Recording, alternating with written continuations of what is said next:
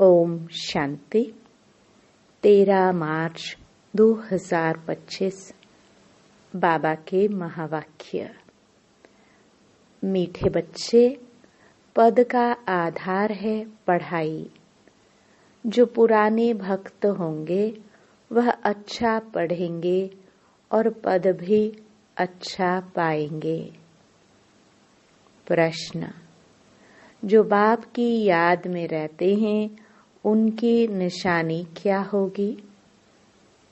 उत्तर। याद में रहने वालों में अच्छे गुण होंगे।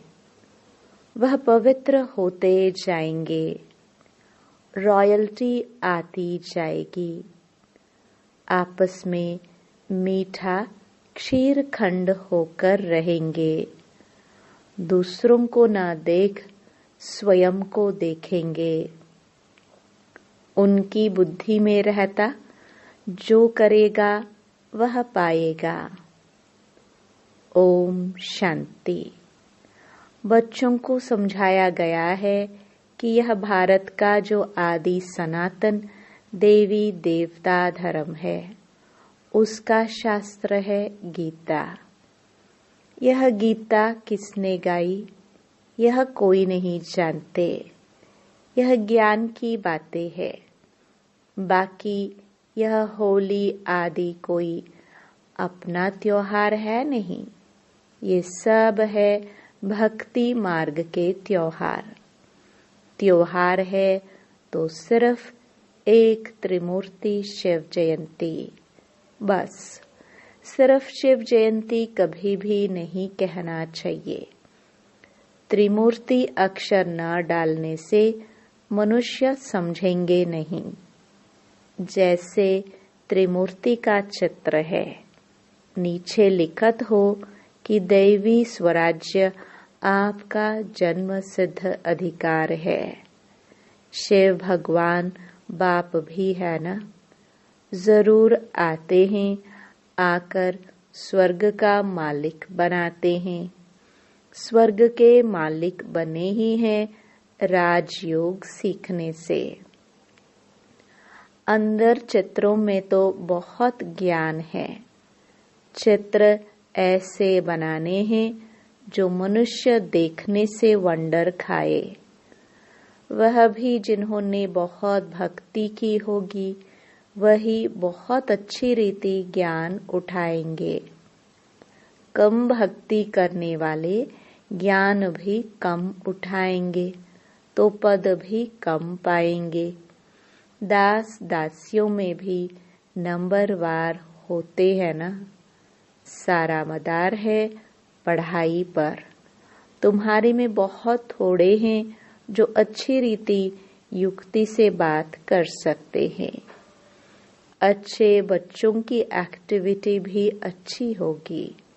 गुण भी सुंदर होना चाहिए।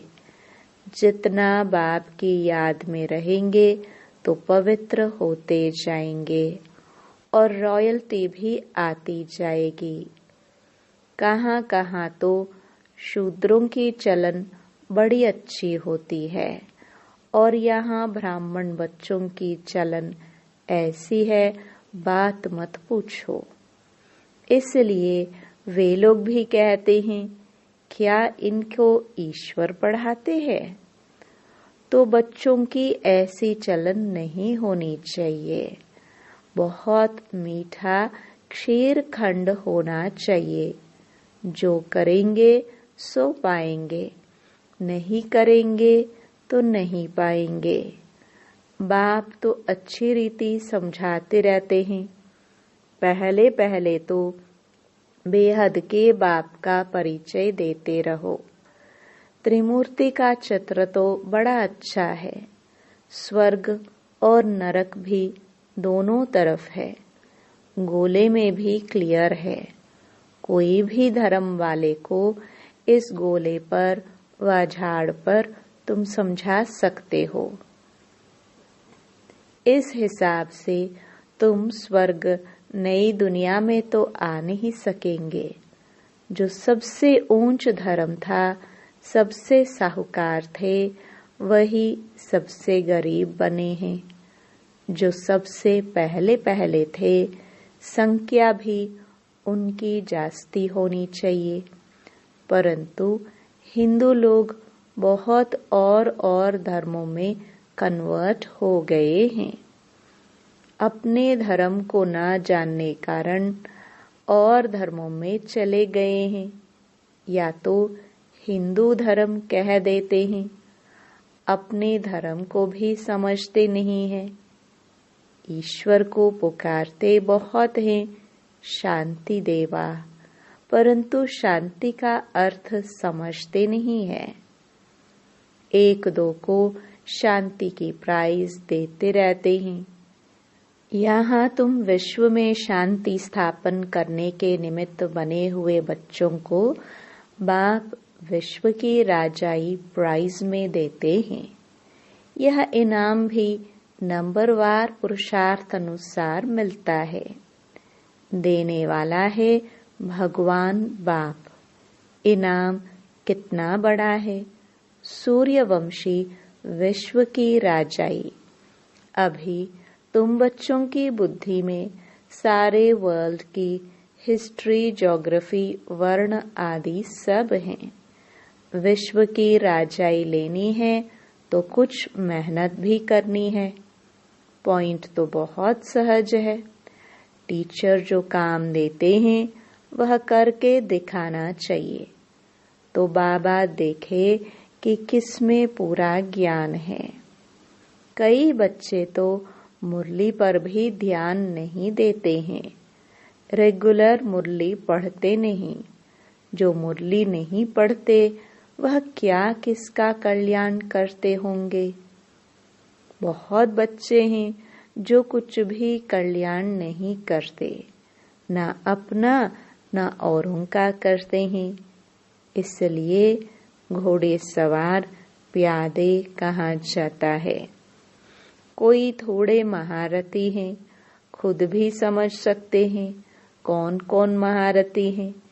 कहते हैं बाबा गुलजार को, कुमारका को, मनोहर को भेजो, क्योंकि खुद घोड़े सवार हैं, वह महारथी हैं।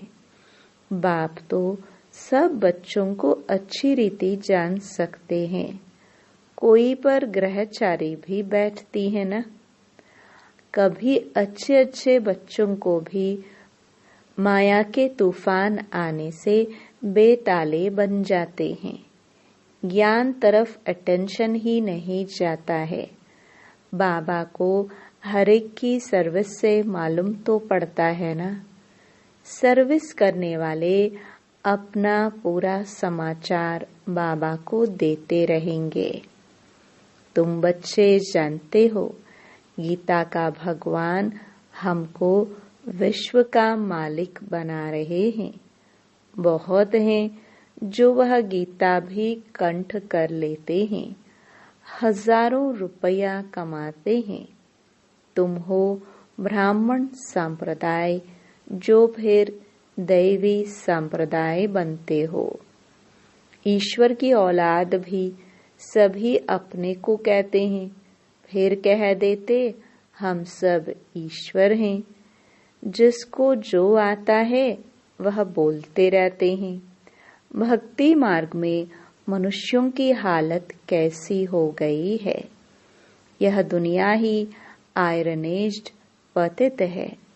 इस चित्र से बहुत अच्छी रीति समझा सकेंगे। साथ में दैवी गुण भी चाहिए। अंदर बाहर सच्चाई चाहिए। आत्मा ही झूठी बनी है, उनको फिर सच्चा बाप सच्चा बनाते हैं। बाप ही आकर स्वर्ग का मालिक बनाते हैं, दैवी गुण धारण कराते हैं। तुम बच्चे जानते हो हम ऐसे लक्ष्मी नारायण गुणवान बन रहे हैं। अपनी जांच करते रहो, हमारे में कोई आसुरी गुण तो नहीं है।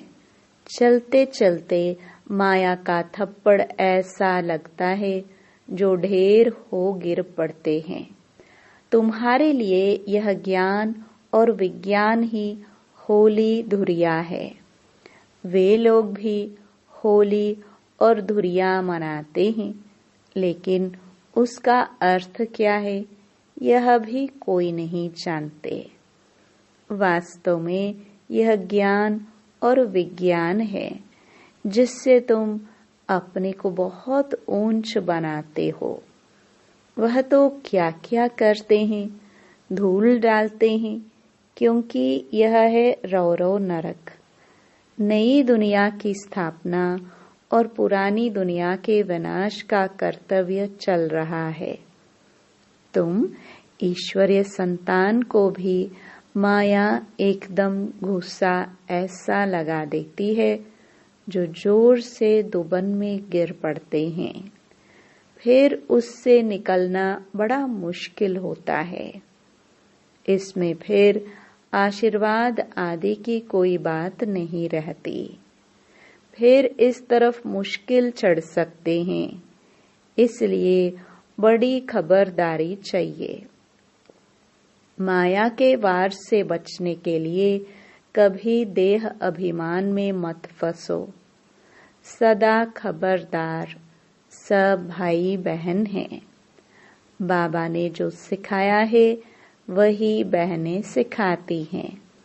बलिहारी बाप की है, न कि बहनों की। ब्रह्मा की भी बलिहारी नहीं। यह भी पुरुषार्थ से सीखे हैं। पुरुषार्थ अच्छा किया है, गोया अपना कल्याण किया है।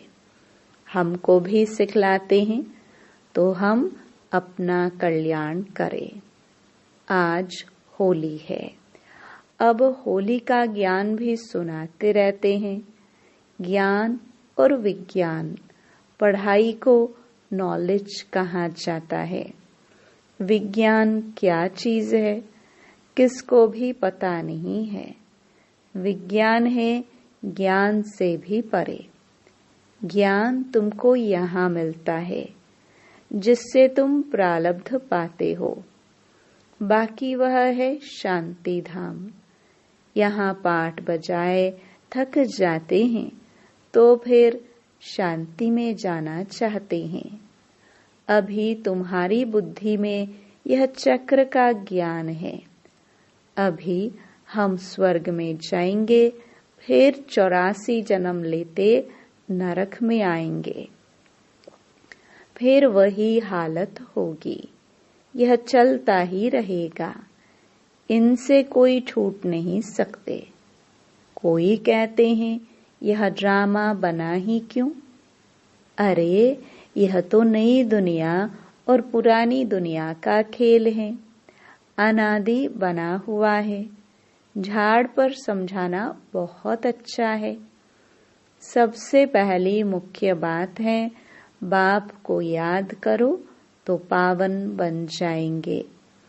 आगे चल मालूम पड़ता जाएगा कौन कौन इस कुल के हैं जो और धर्मों में कन्वर्ट हो गए हैं। वह भी निकलते जाएंगे। जब सभी आएंगे तो मनुष्य वंडर खाएंगे। सबको यही कहना है कि देह अभिमान छोड़ देही अभिमानी बनो। तुम्हारे लिए पढ़ाई ही बड़ा त्योहार है जिससे तुम्हारी कितनी कमाई होती है। वो लोग तो इन त्योहारों को मनाने में कितने पैसे आदि बर्बाद करते हैं, कितना झगड़ा आदि होता है। पंचायती राज्य में कितने झगड़े ही झगड़े हैं। किसको रिश्वत देकर भी मरवाने की कोशिश करते हैं। ऐसे बहुत मिसाल होते रहते हैं। बच्चे जानते हैं सतयुग में कोई उपद्रव होती ही नहीं। रावण राज्य में बहुत उपद्रव हैं। अभी तो तमो प्रधान है ना। एक दो में मत न मिलने कारण कितना झगड़ा है। इसलिए बाप समझाते रहते हैं इस पुरानी दुनिया को भूल अकेले बन जाओ। घर को याद करो, अपने सुख धाम को याद करो, किससे जास्ती बात भी ना करो, नहीं तो नुकसान हो जाता है। बहुत मीठा, शांत, प्यार से बोलना अच्छा है, जास्ती न बोलना अच्छा है। शांति में रहना सबसे अच्छा है। तुम बच्चे तो शांति से विजयी पाते हो, सिवाय एक के और कोई से प्रीत नहीं लगानी है। जितना बाप से प्रॉपर्टी लेना चाहो उतनी ले लो, नहीं तो लौकिक बाप की प्रॉपर्टी पर कितना झगड़ा हो पड़ता है। इसमें कोई खिटखिट नहीं। जितना चाहे उतना अपनी पढ़ाई से ले सकते हो। अच्छा, मीठे मीठे सिखिलदे बच्चों प्रति मात पिता बाप दादा का याद प्यार और गुड मॉर्निंग। रूहानी बाप की रूहानी बच्चों को नमस्ते। धारणा के लिए मुख्य सार। पहला, सच्चा बाप सच्चा बनाने आए हैं, इसलिए सच्चाई से चलना है, अपनी जांच करनी है। हमारे में कोई आसुरी गुण तो नहीं है, हम जास्ती बात तो नहीं करते हैं। बहुत मीठा बन शांति और प्यार से बात करनी है। दूसरा, मुरली पर पूरा ध्यान देना है, रोज मुरली पढ़नी है, अपना और औरों का कल्याण करना है। टीचर जो काम देते हैं वह करके दिखाना है। वरदान।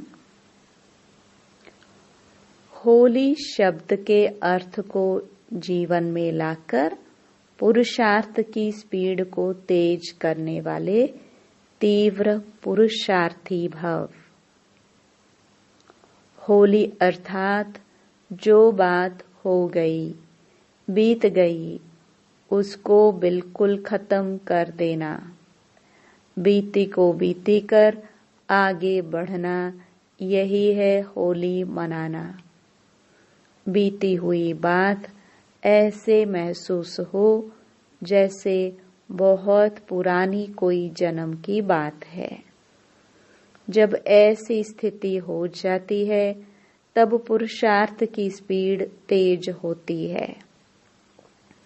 तो अपनी व दूसरों की बीती हुई बातों को कभी चिंतन में नहीं लाना, चित्त पर नहीं रखना और वर्णन तो कभी नहीं करना, तब ही तीव्र पुरुषार्थी बन सकेंगे। स्लोगन। स्नेह ही सहज याद का साधन है, इसलिए सदा स्नेही रहना और स्नेही बनाना। मातेश्वरी जी के अनमोल महावाक्य। गुप्त बांधेली गोपिकाओं का गायन है। गीत। बिन देखे प्यार करो, घर बैठे याद करूं। अब यह गीत कोई बांधेली मस्त गोपिका का गाया हुआ है। यह है कल्प कल्प वाला विचित्र खेल। बिन देखे प्यार करते हैं, दुनिया बेचारी क्या जाने।